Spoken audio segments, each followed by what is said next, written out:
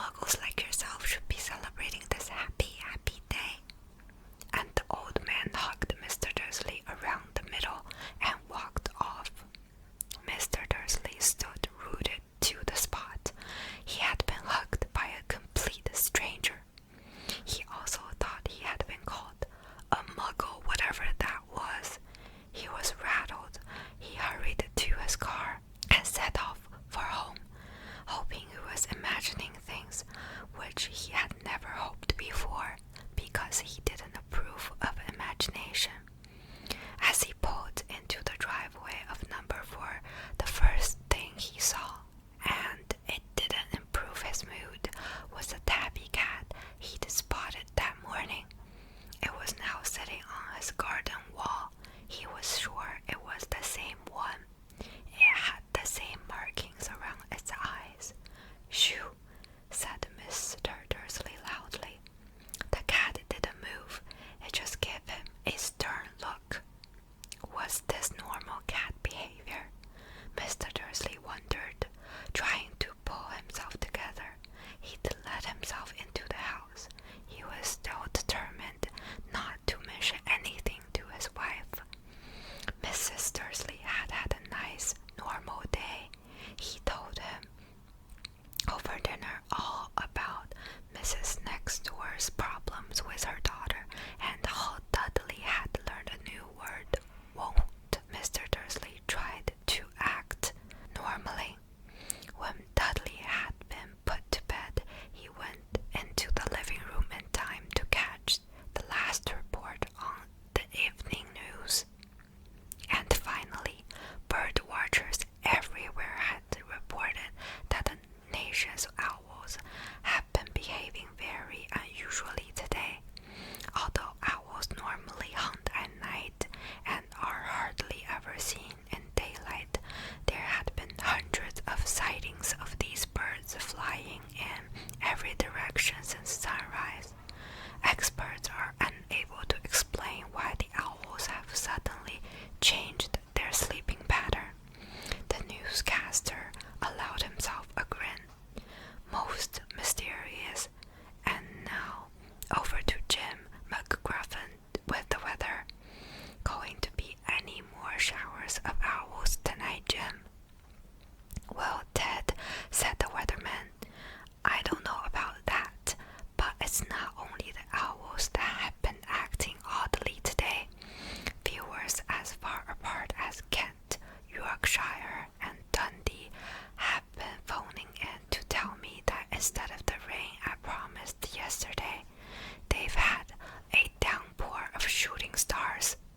Perhaps people have been celebrating bonfire night early. It's not until next week, folks, but I can promise a wet night tonight." Mr. Dursley sat frozen in his armchair. Shooting stars all over Britain, owls flying by daylight, mysterious people in cloaks all over the place, and the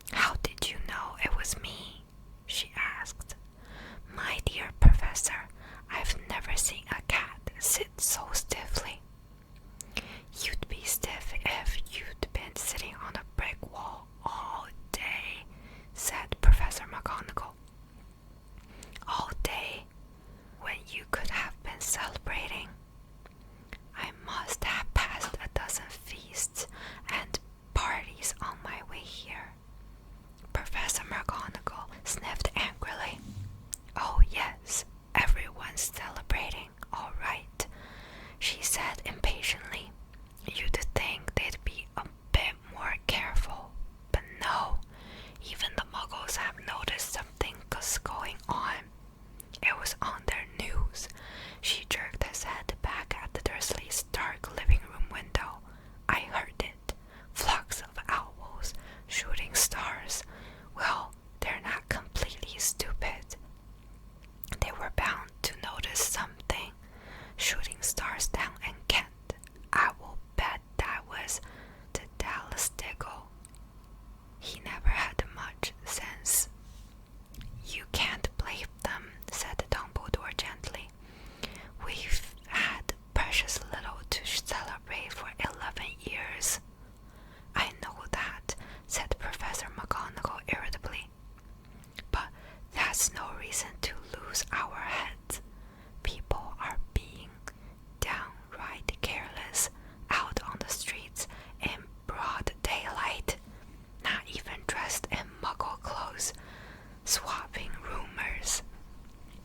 She threw a sharp sideways glance at Dumbledore here, as though hoping he was going to tell her something, but he didn't.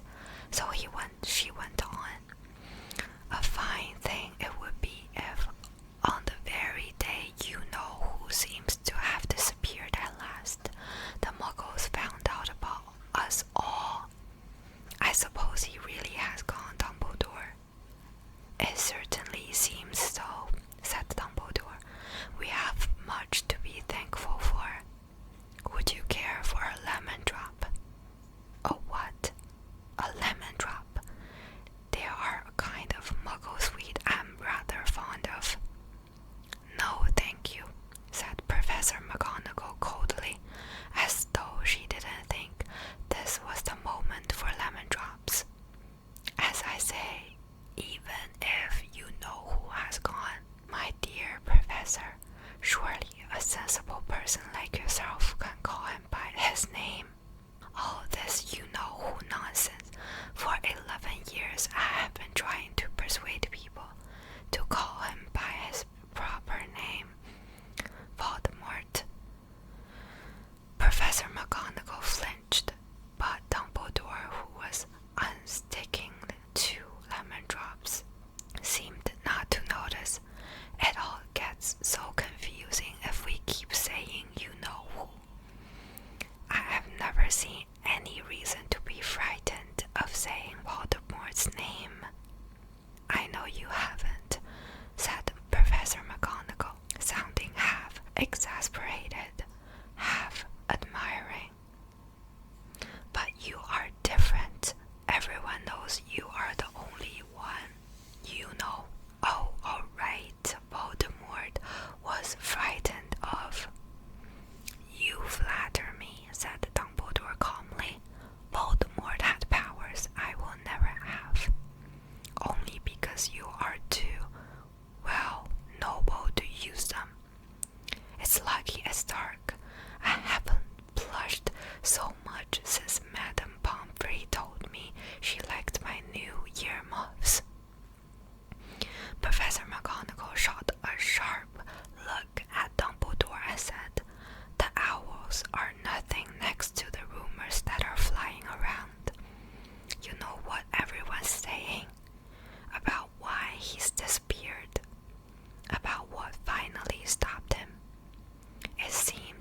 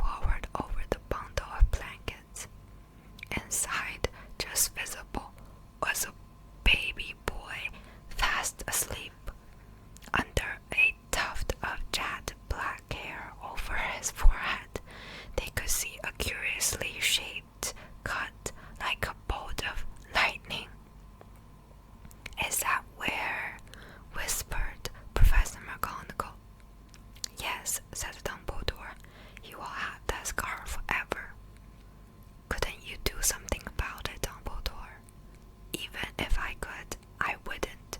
Scars can come in handy. I have one myself above my left knee that is a perfect map of the London Underground. Well, give him here.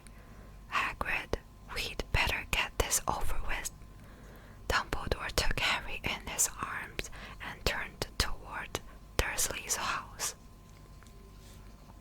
Could I say goodbye to him, sir? Asked Hagrid. He bent his great shaggy head over Harry and gave him what must have been a very scratchy, whiskery kiss. Then suddenly Hagrid let out a howl like a wounded dog. Shh, hissed Professor McGonagall. You will wake the muggles. Sorry, sobbed Hagrid, taking out a large spotted handkerchief and burying his face in it. But I can't stand it. Lily and James dead, and poor little Harry off to live with muggles.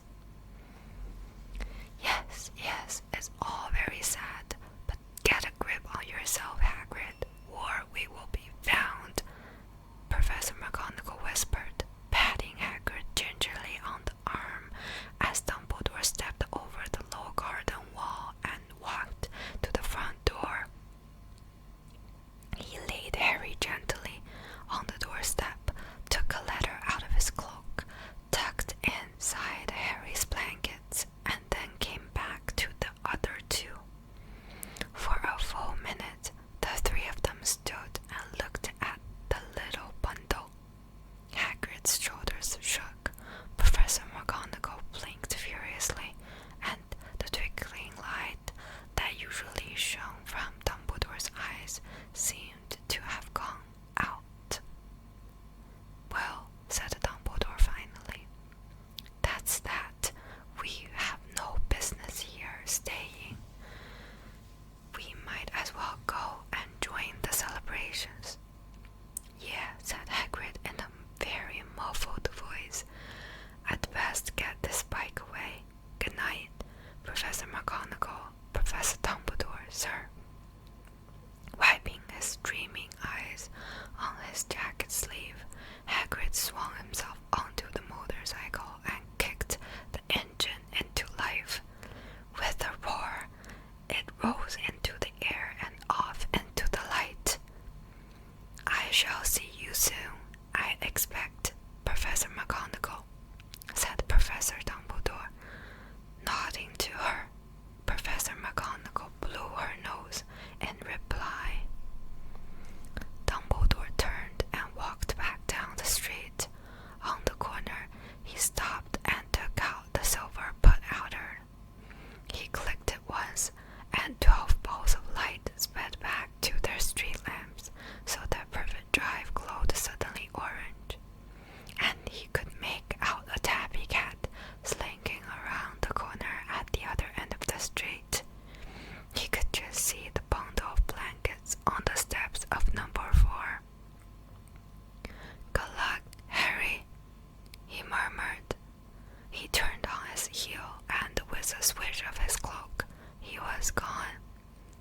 A breeze ruffled the neat edges of Privet Drive, which lay silent and tidy under the inky sky. The very last place you would expect astonishing things to happen. Harry Potter rolled over inside his blankets without waking up.